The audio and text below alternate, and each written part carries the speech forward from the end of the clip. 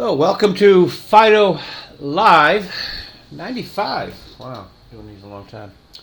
We are alone again this week. I had hoped the chief colorist would return last Wednesday, but she had a tragic accident that damaged both her hips. I don't think we're going to see her for months.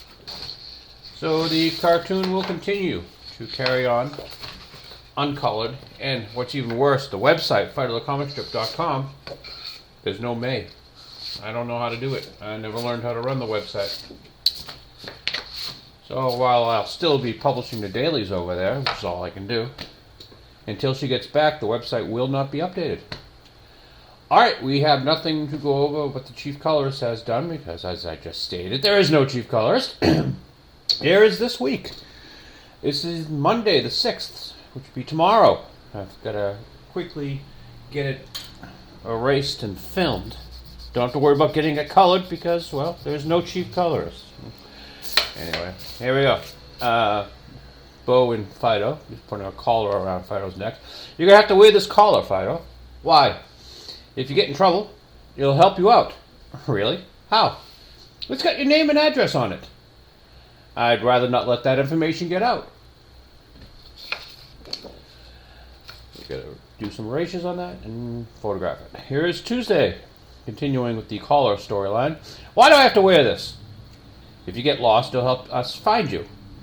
Why don't I get one of those? No one wants you back. No one wants a cat back.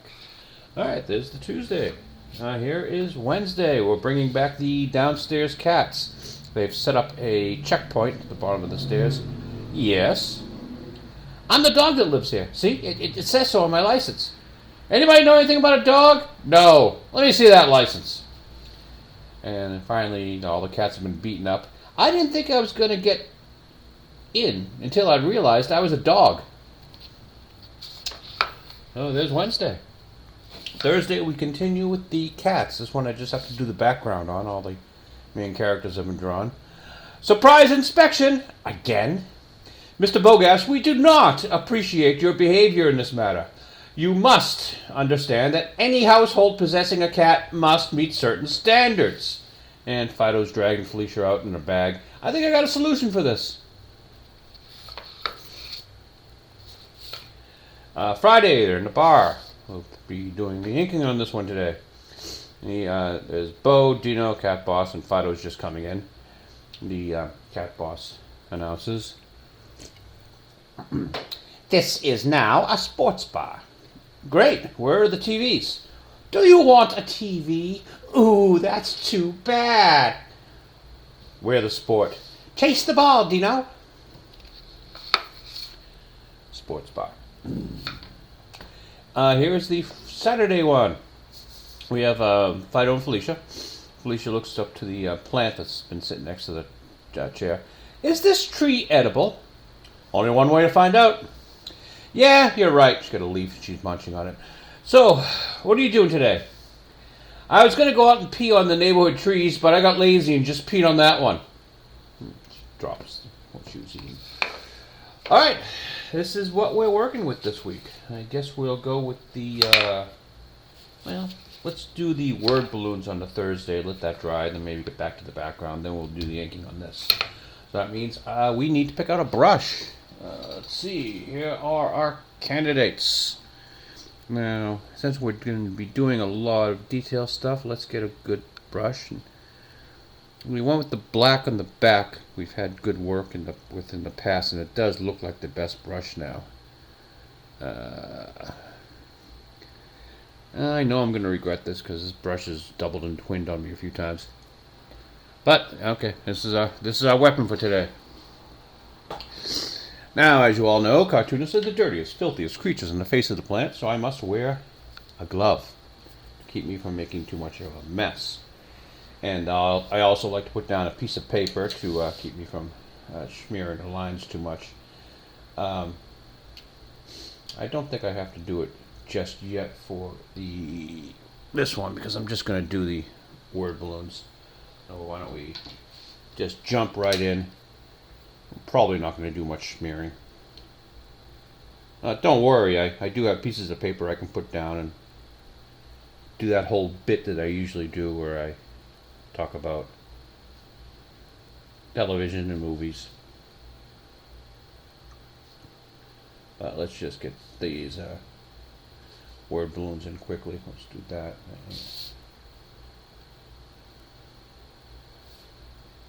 These word balloons. My word balloons are just like parentheses. Yeah, rounded squares.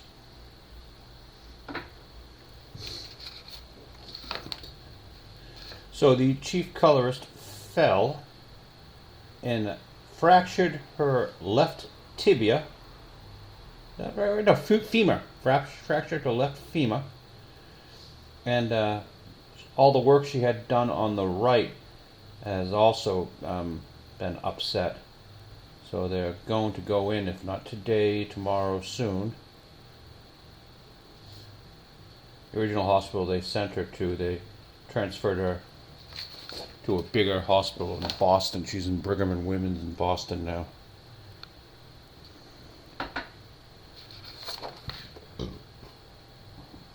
A thoroughly depressing hospital. Tiny, dank rooms.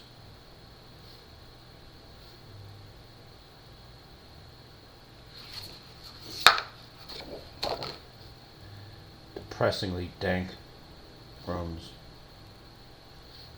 And she's at like the 12th floor of a huge skyscraper building they call the Tower. And there's no view whatsoever. She's got a view of the building next door almost. You know.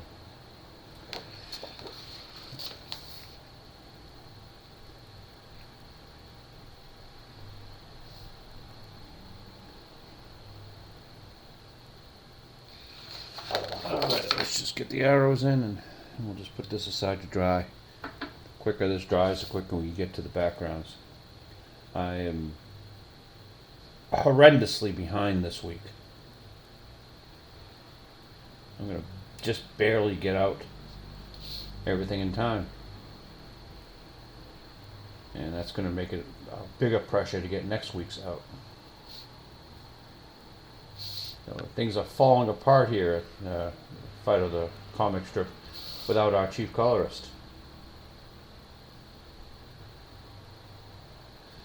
Alright, let's get this aside to dry. And for this one, we're definitely going to need to put down a piece of paper because of all the pencil marks like I've shown you before with the Blackwing. If you touch it with your finger, you make smear and smudge marks that are terrible. Right. Well, possible hints of life found on a distant planet. How excited should we be? This is what I was told it was K2SO5, but this article is calling it K218b, so who knows what they got a naming problem already. I want to call this the planet Fido. If anyone is looking for a name, I think the planet Fido is probably perfect. The planet Fido is approximately 125 light years away, I believe. Data from the James Webb Space Telescope has shown that an exoplanet around a star in the constellation Leo. See, it's Leo the lion, and so it's a cat and a dog. It works perfectly.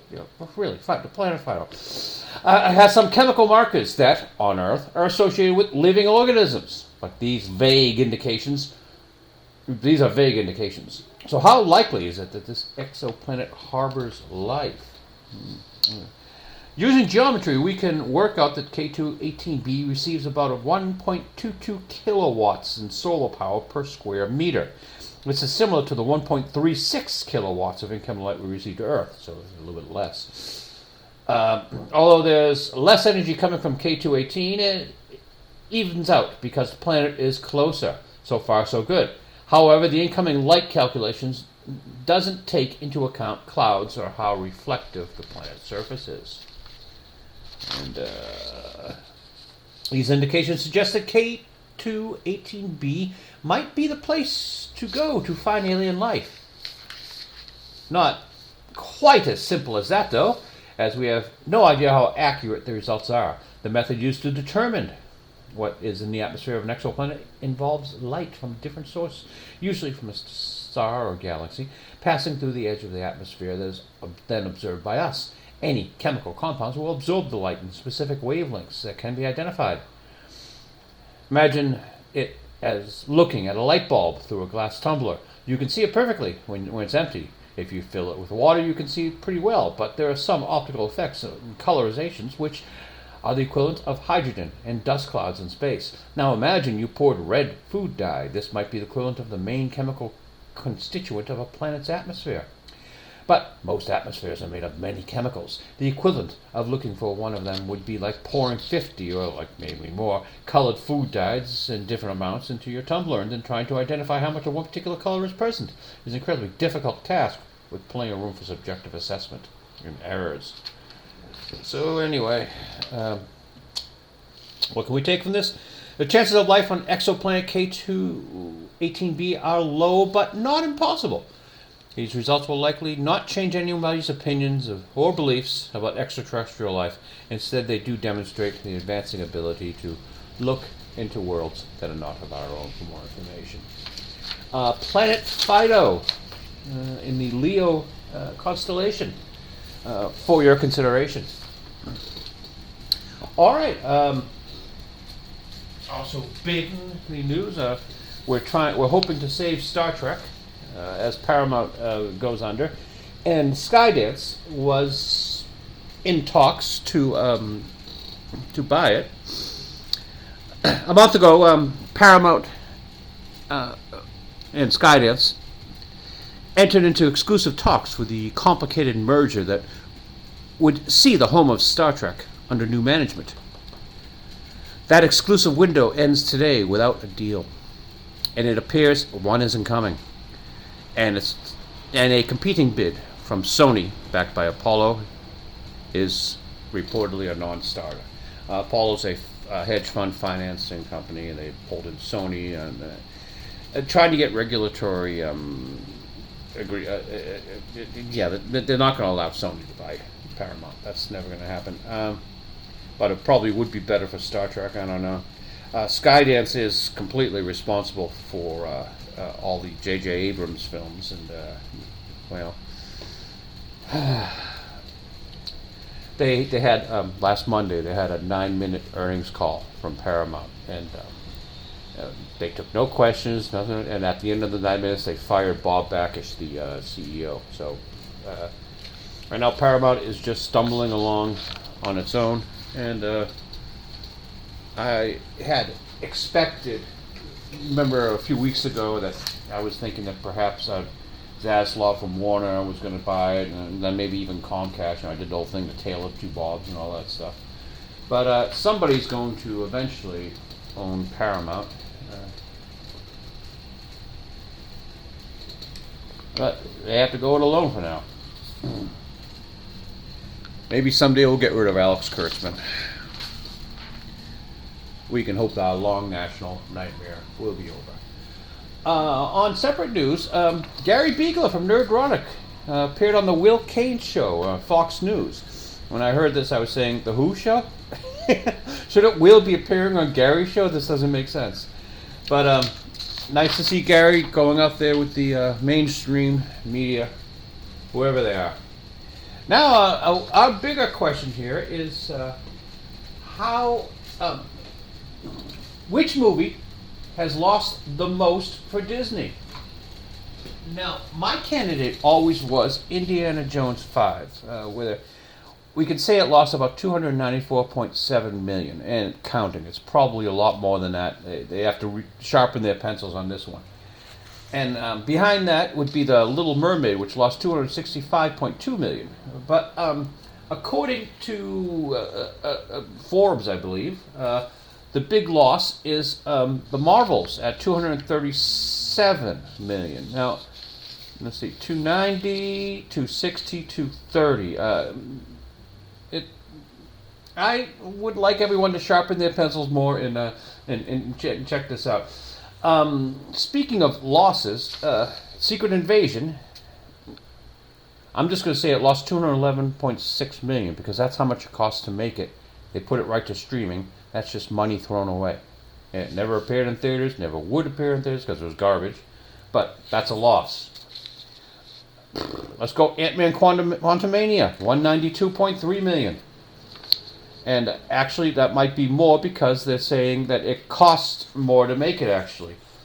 Just like Doctor Strange cost $100 million more to make it, and if it did cost $100 million, then they're claiming that Doctor Strange made money. Might not be true. And speaking of losses, we also have Disney's Wish, which lost $160 million. And coming soon in the future, The Acolyte, which cost $250 million plus to make. So that's money already spent, money already lost, money you're never going to get back. And whether it's good or bad, it doesn't matter. It's going straight to streaming, and they're not going to make a penny out of it. Speaking about not making a penny, Captain America 4, Brave New World, I believe, or New World Order. We don't know what the title is yet. It's going to cost them between 250 and 300 million. Still, they're still reshooting it. They still don't know who the villain is. Future losses. And speaking of not knowing what a name is going to be, we started at Agatha House of Harkness, which became Agatha Coven of Chaos, which became Agatha Darkhold Diaries, and now it's just Agatha All Along. Is something that's going straight to streaming, and that's what, another 200, and well, we don't know how much that's going to cost, but we should remember that they've already spent $150 million on Miss Marvel. WandaVision was $225 million, Moonlight was $147.9 million, and the coming Ironheart, who knows? All money lost, gone, never come back. You're never going to make a penny on it. So, congratulations, Disney. And speaking of future losses, Mustafa Lion King, which has a budget of $260 million, it needs to make. They need this film to make $1 billion. They need Moana 2 to make $1 billion. They need Inside Out 2 to make $1 billion. Good luck in your future endeavors, Disney.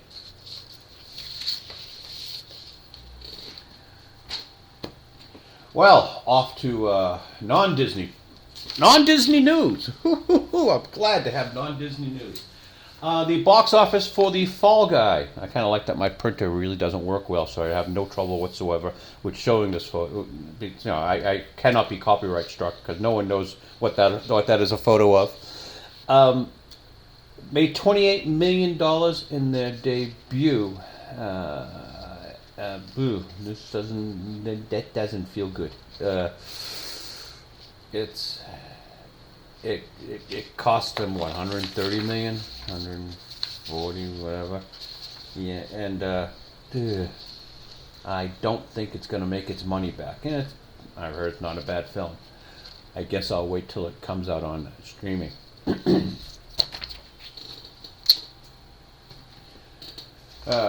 Well, have we gone through everything? Yeah. Oh, Gary, great job you did there on the Will Kane show. You actually got me to learn who Will Kane was. I guess he was some guy who came up in sports, and now suddenly you've got like a regular mainstream show. Hey, Irving, camera one, could you zoom in here so that we can get closer to what we're doing? And I don't know if we're going to leave Gary Beagler up. We had him all last week. Is there a more important topic to be talking about? Yeah. Maybe Paramount, Skydance.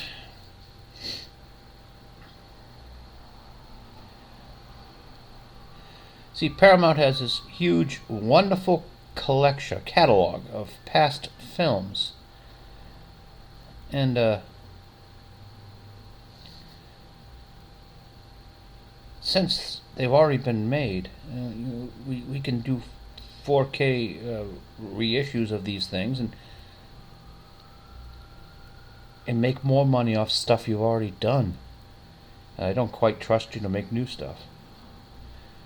like Disney, they're a creative company with no creatives, but Disney's in bigger trouble. Paramount at least has Skydance, and Skydance has a few creatives.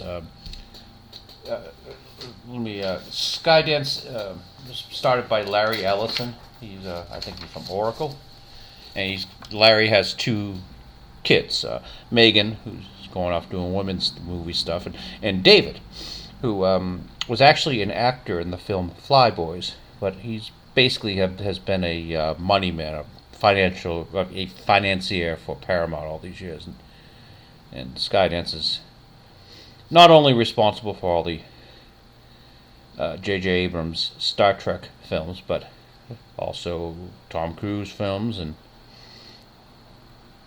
a few other successful stuff.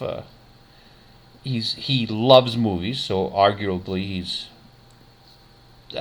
better for the industry than, say, most of the people who are out there,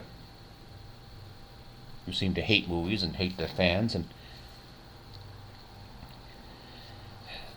I guess the important part about putting out a good product is you gotta love what you're doing. I just want to draw a comic strip. Now, when you get a case where the cartoonist doesn't love what he's doing anymore, there's a definite fall off of quality. And I'm not going to talk about any of my peers in the industry who do not draw their comic strip anymore and do not even write their comic strip anymore.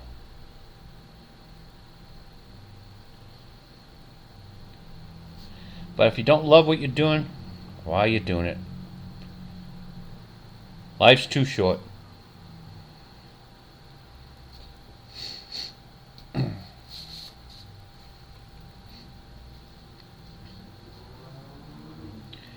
So I was going to continue over a list of not just Disney's losses this year, but might as well pull up the relevant. There we go.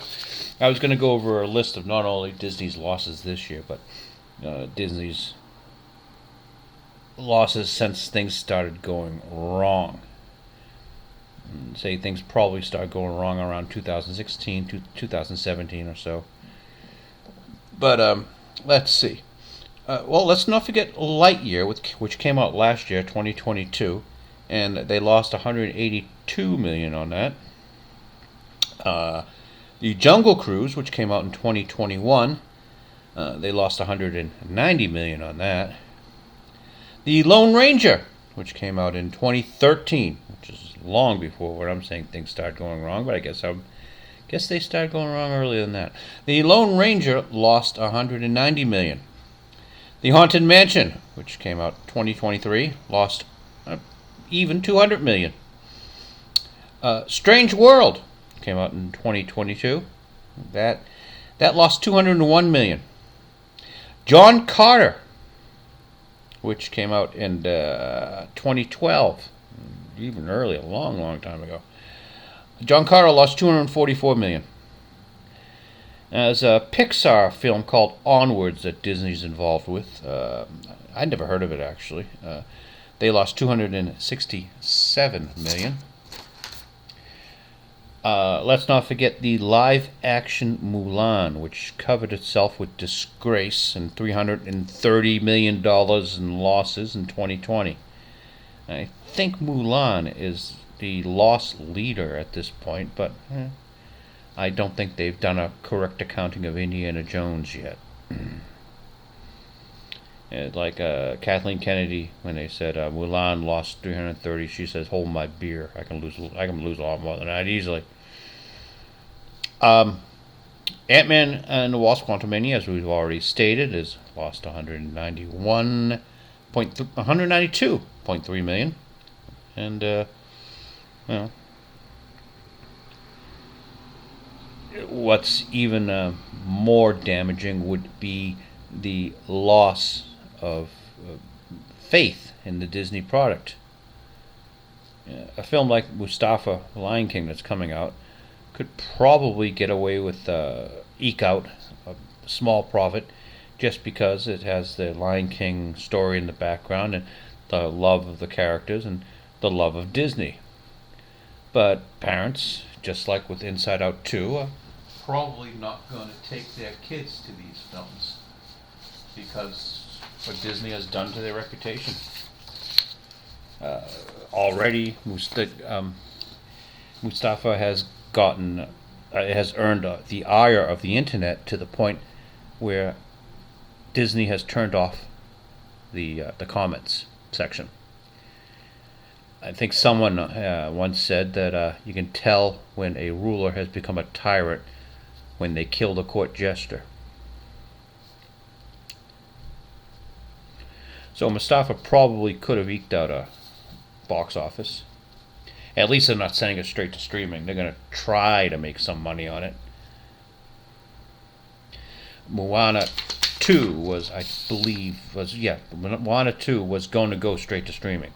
But after they had to pay Dwayne "The Rock" Johnson $70 million, they said, we got to try to recoup something on this. So in my estimations, I would guess that maybe Moana 2 has a chance of making on a little bit more than the next in our line, Inside Out 2, which is probably going to die in theaters simply because of Disney's reputation. We don't like what you're doing to our children, Disney. Keep your hands off the kids. And the big criticism here was that I think this one right here, one of the emotions is anxiety, a mental disorder. Yeah, that's something we want to have discussions with our kids about. But what if an asteroid hits the Earth on October in 2024, which apparently is going to happen? We don't need that sort of anxiety. Yeah, October 5th, 2024, apparently an asteroid is going to hit the Earth.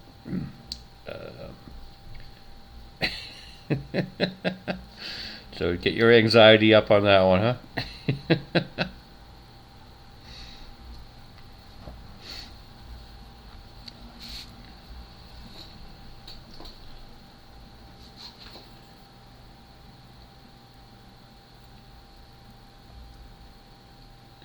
So Disney has a baked-in dislike factor. That the brand is damaged.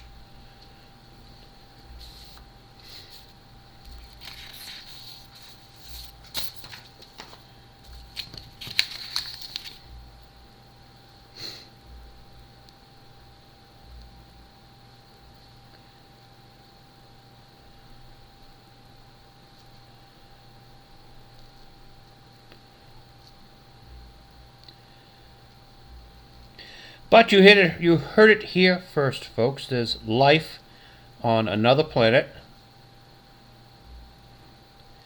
planet Fido, in the Leo constellation.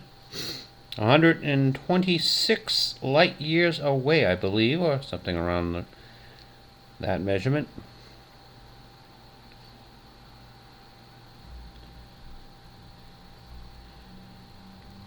And I would appreciate everyone to start calling it by its proper name, Planet Fido. It would only be better if it was in the Dog Star, but oh well, you can't have everything now, can you? Cats rule, I suppose.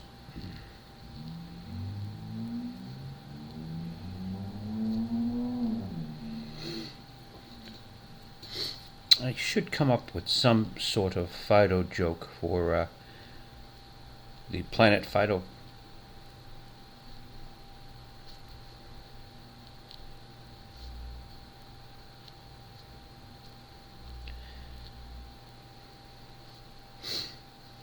Alright, yeah, let me finish drawing the cat boss in the foreground, then I'll do Bo in the background. I I kind of liked the blocking here because I wanted the cat boss sort of stalking off, but if his head was where I would normally put it, it would completely block Bo's face. So I hunched him down and said, "Oh yeah, he's got a nice little evil look. He's stalking off here to allow me to still have Bo's face in the background as he looks impassively over to his friend, who doesn't get that he's the butt of the joke."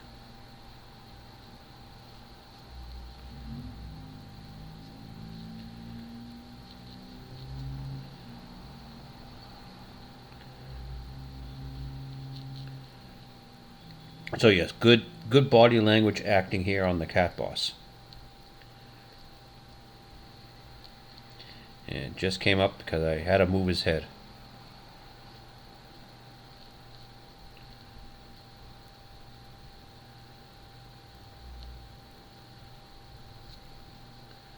I'm not going to do his tail now. Let's see if we can get Bo done without making too much of a mess. I get this big puddle of black ink here on the cat boss's pants, and I dare not touch it at all because it's a smudge waiting to happen.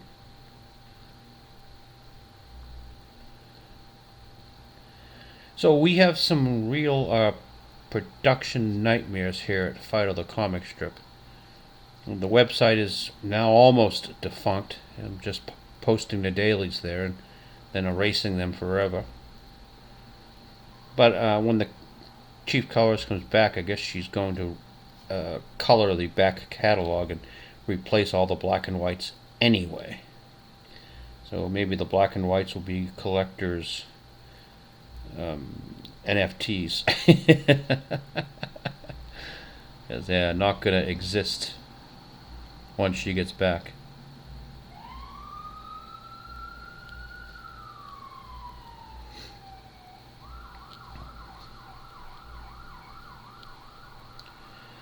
We'll do I guess a relaxing Fido, 1, 2, 3, 4, 5, relaxing Fido broadcast here.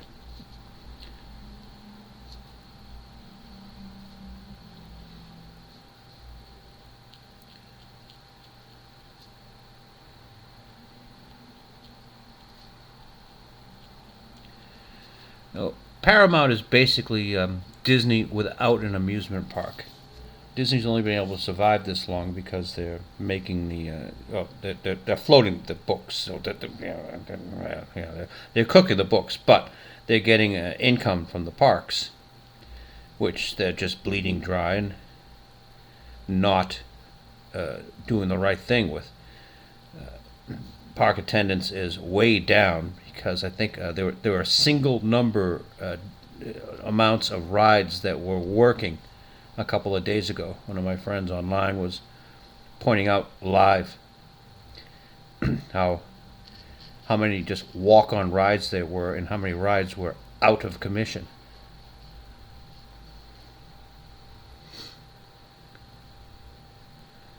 So if you're going to rely upon these parks for your income, Disney, you're going to have to step up your game there too.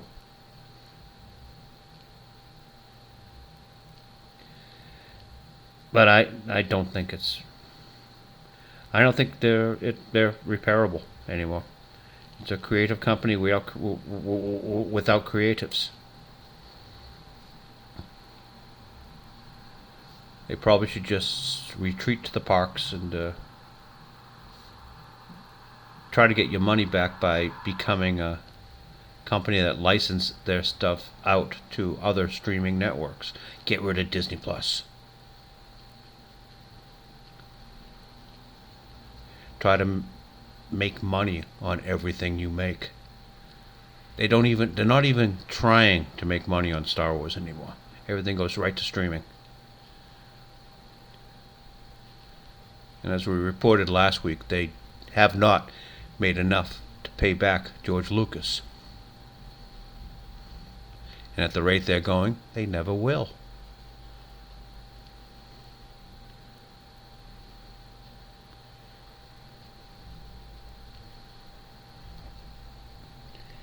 And it's all because, well, mostly because of streaming. You're never gonna make a success of Disney Plus. Stop the bleeding.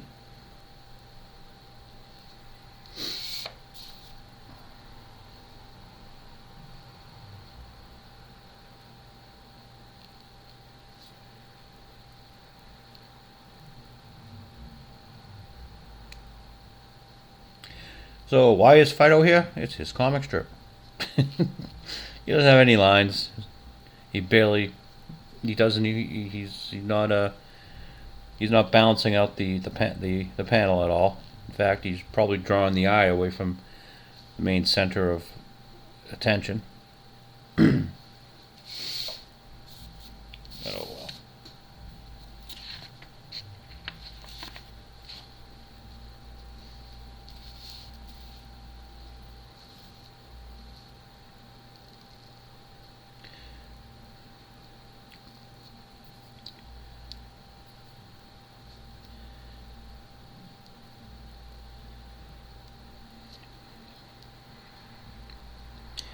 So I wanted to bring back the cats from downstairs because they were very popular on the audience. Perhaps if we have time, I'll read to you I'll read to you one of the jokes I've written that I'm not sure I'm going to use, but it's garnered some laughs. So what the hell?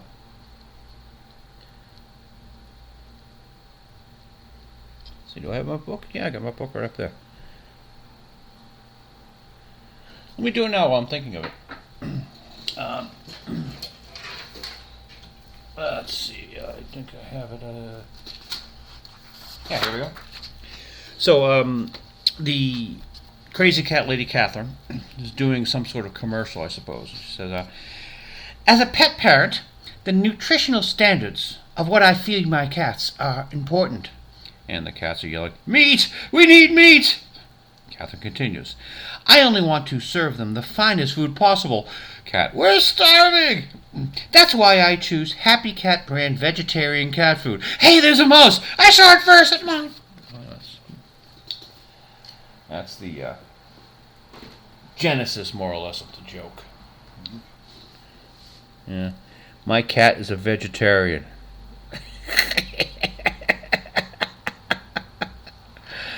I've never heard anything funnier. 7, 8. 1, 2, 3, 4, 5, 6, 7. 2, 3, 4, 5, 6, 7, 8.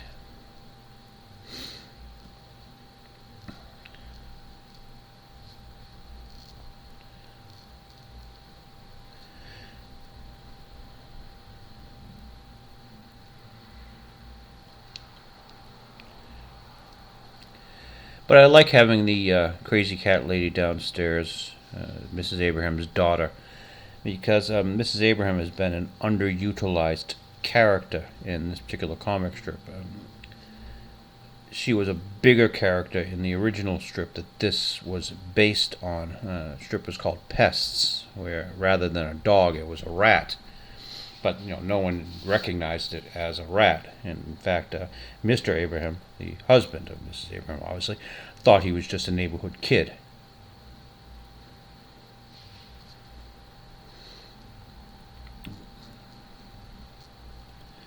And the only use I really had of Mrs. Abraham was in the short storyline where she decides there'll be no dogs allowed.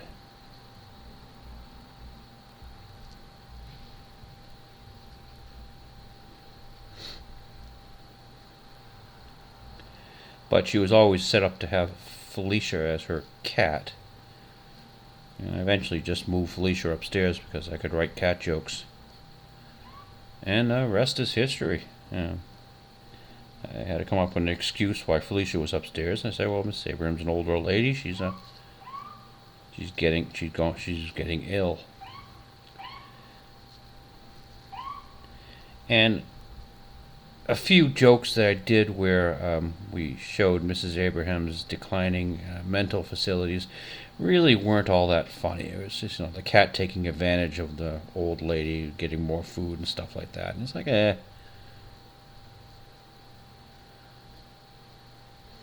you really want to do a joke about an old lady with dementia?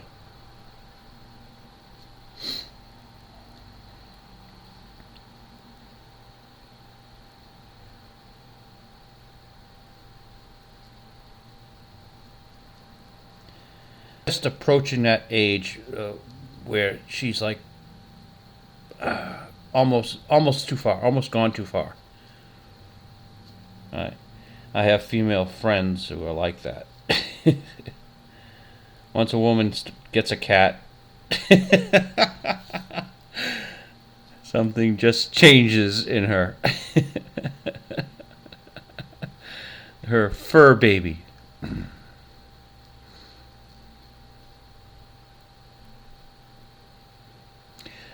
The stated purpose of Fido the comic strip has long been against pet ownership. 2, 3,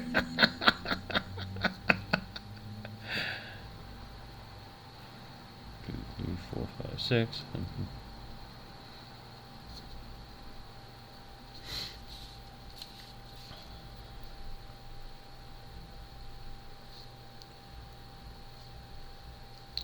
See, isn't it fun having a quiet evening? You just sit here and talk to your cartoonist. I'm actually thinking that if we're not going to have the chief colorist here, I might start streaming live again, with hopes of picking up people in the chat to talk to.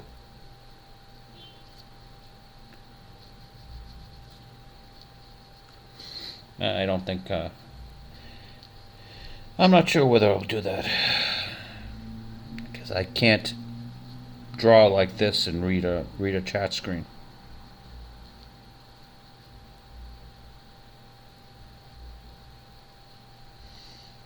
And I probably should check every once in a while that, yeah, we're still recording.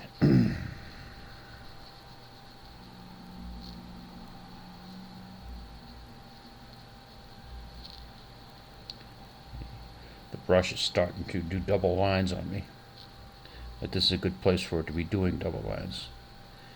I'm just filling in the black Adino's t-shirt, and I can correct the error easier. Alright, we want to do the illusion of light going through a glass. So just trace the line so you can still see where the glass is. But, ta-da! It's an illusion of light going through a glass. Alright, let's get to the last panel here. Are we still in frame? Sort of.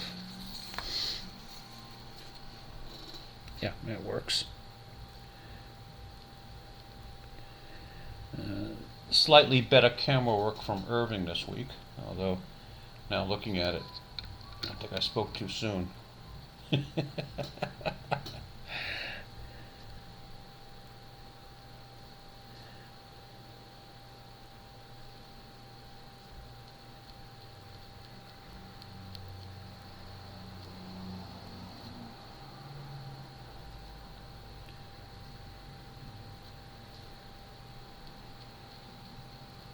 Silence is golden.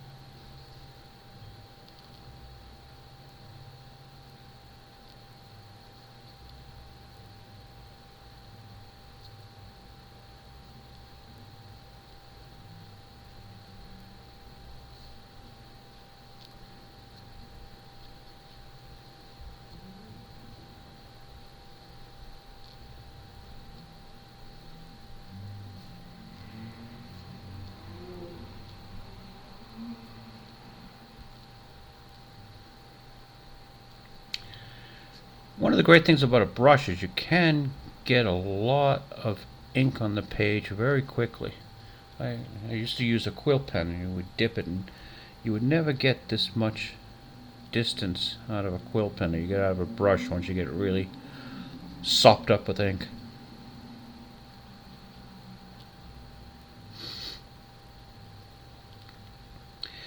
For those of you on Patreon who have been nice enough to buy my art supplies, I'm going to alert you that I've got to buy more Bristol this week. I'm down to 6 sheets, which is equivalent of 12 comic strips. Like, everything's falling apart here in Fido Studios. The Cobbett Hill Studios of Fido.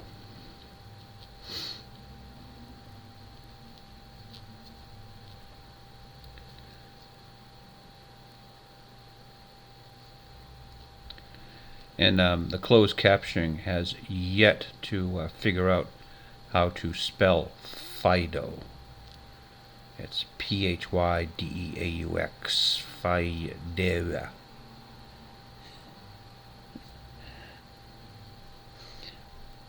Probably one of my biggest mistakes is in naming this comic strip, because people just look at the letters and go, whatever. Phonetic reading has not been a thing they've taught since Hooked on Phonics.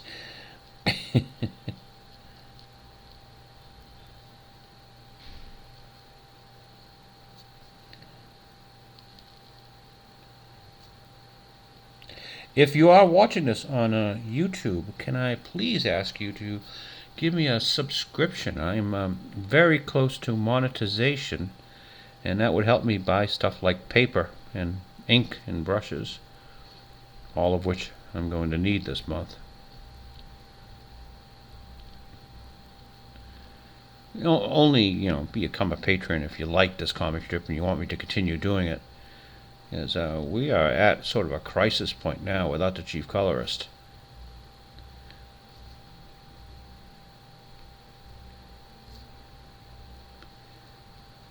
I barely got this week's out. And I have to spend so many days in the hospital with her, and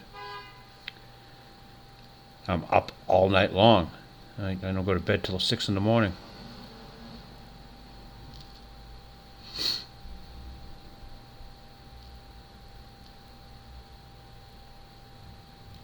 I'm not complaining.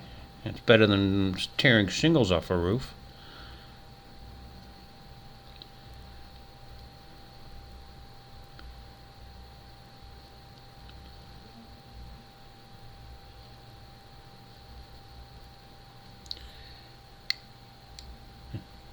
Kind of like how Fido just disappears in these last 2 panels.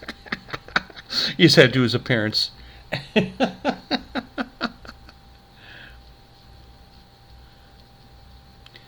The joke being he doesn't like to work on Fridays. That's a reference to myself when I was working for a family construction company. I did not like to work on Saturdays. And that was like the most productive day of the week, really, for our company, because we got a bunch of family members who could not afford to work for us normally, who would just give us the one day to help us out. Got most of our work done on Saturdays. All right, let's put all that aside. I'm gonna bring back Planet Fido. You can. Where are you, Planet Fido?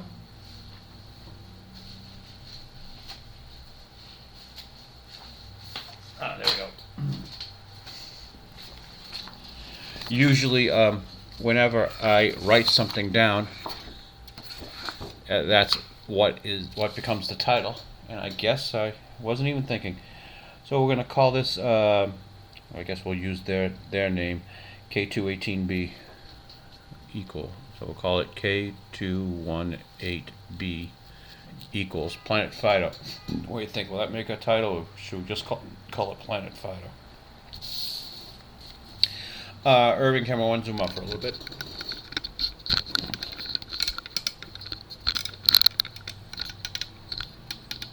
Yeah, great job there, Irving.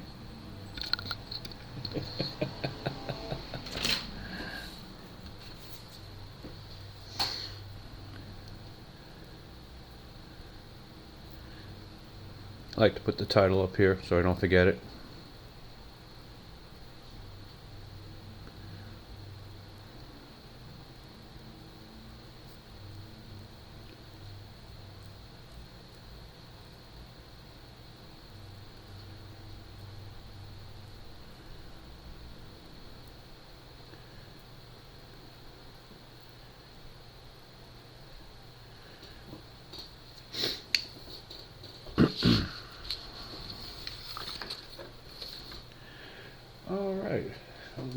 Here's my ink. Let's get that camera settled better.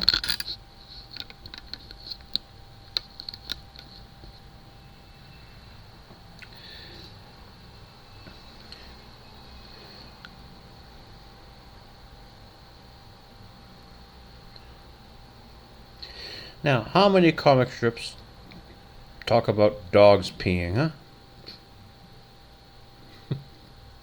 That's just the sort of thing you want to hear about over your breakfast cereal.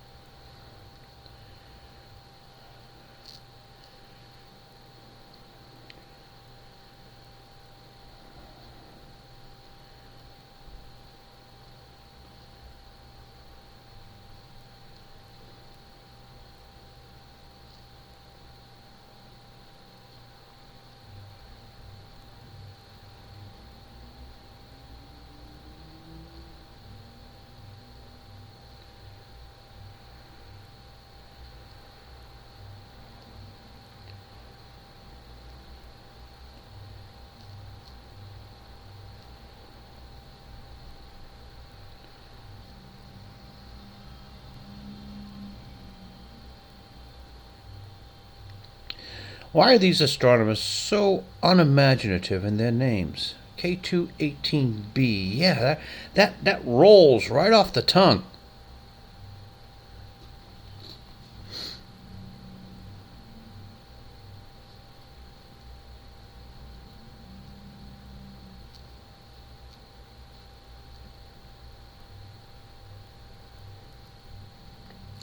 Wouldn't you much rather have a planet named after your favorite comic strip character?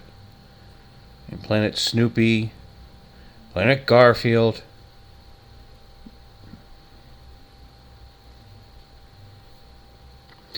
I think the Peanuts comic strip got its earliest notoriety when the Apollo spacecraft was named Snoopy, Charlie Brown. I think that was Apollo 12 or 11. I'm not sure. This memory here. Alright. Let's get this up here. The exoplanet K218b might host a water ocean. Woohoo! Fido likes water.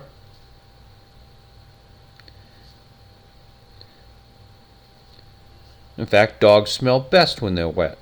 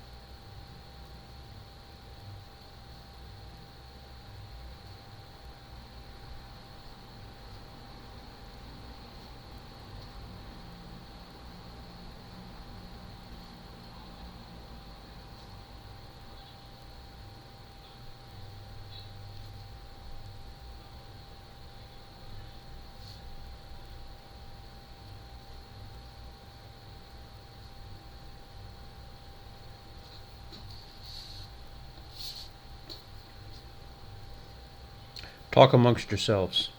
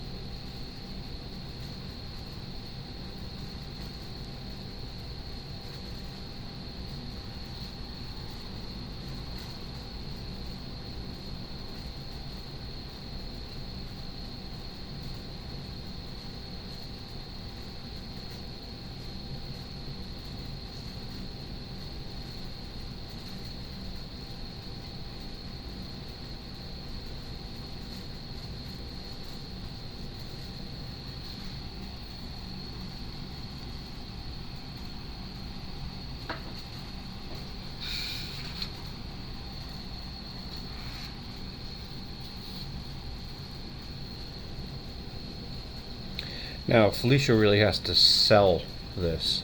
She's just like, oop. I think I originally wrote it so she said, is that what I'm tasting? But completely unnecessary.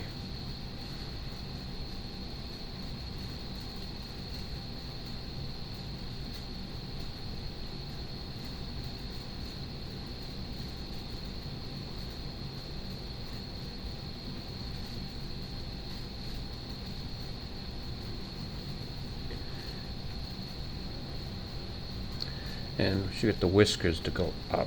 So 1, 2, 3, 1, 2, 3, 4.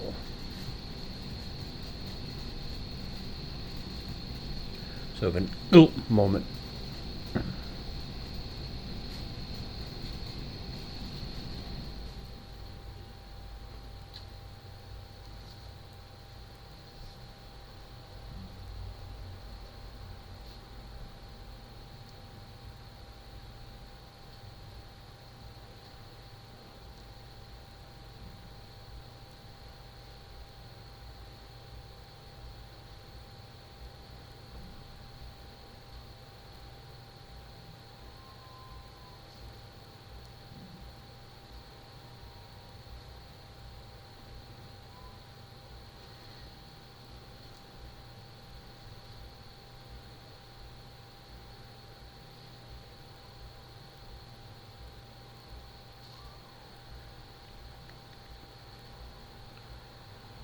Now I'm wondering if for continuity issues in the future when I draw this plant, I'm going to have to remove that bottom leaf. Well, probably will.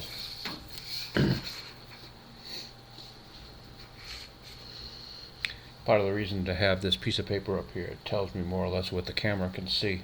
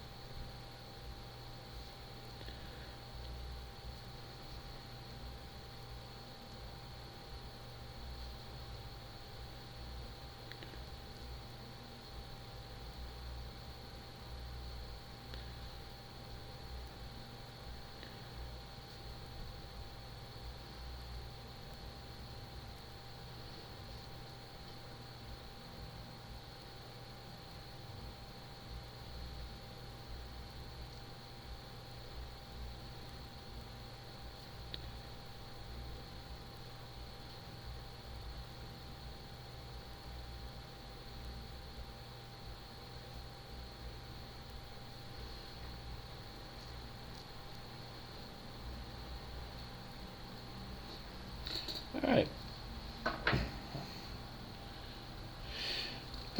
Alright, that's done. Let's put that someplace to dry. Welcome to Planet Fido. Let's hope they don't have cats on Planet Fido. So I should point out, see, the 5-whisker cat is the leader cat, and I've got her, or him, again here at the checkpoint, the 5-whisker cat. Now, see the cat with the fist walking mightily? That's the cat, the fist standing here on the stairs. See, 1 whisker and 2 whiskers. 2 whiskers, 1 whisker. He's marching off in that direction. When he gets to the chair and the table, he's sort of lost his thing, and now he's back up on top here. See, 5-whisker cat, 5-whisker cat, and 5-whisker cat continues sort of the main talk, and all the other ones sort of have personalities and missions. This is the 4-whisker cat that still stays in the door, always behind. So I keep the same cat there. Let's get a ruler here so we can do some lines. Let's see, most of these background lines are just verticals. And we're fitting more or less in frame. So here's the door.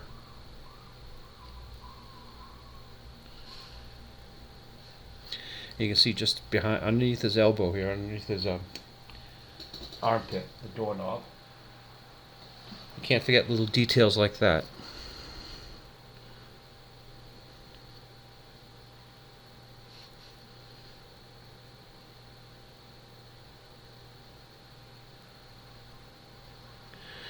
There's the door. This is the door stop.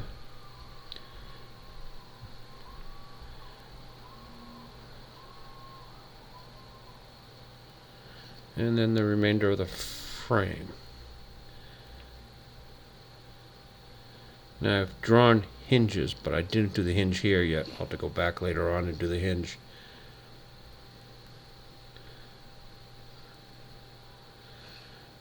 It's important to do this entire door casing because it shows that they are actually bursting into the apartment from the hallway.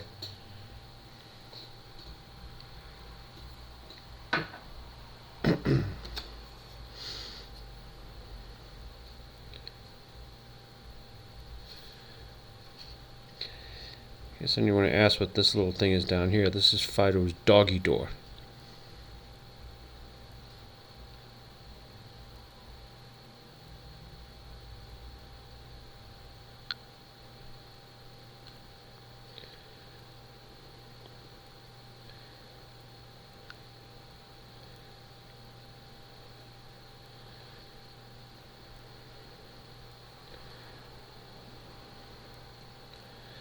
It's important to draw each little cat with its own personality. They all look similar, and in fact they are all identical except for whiskers. So it's Chief Color's job to differentiate them with colors. But I do draw each of them with different personalities, different postures, body language. All right, there. That. Let's see.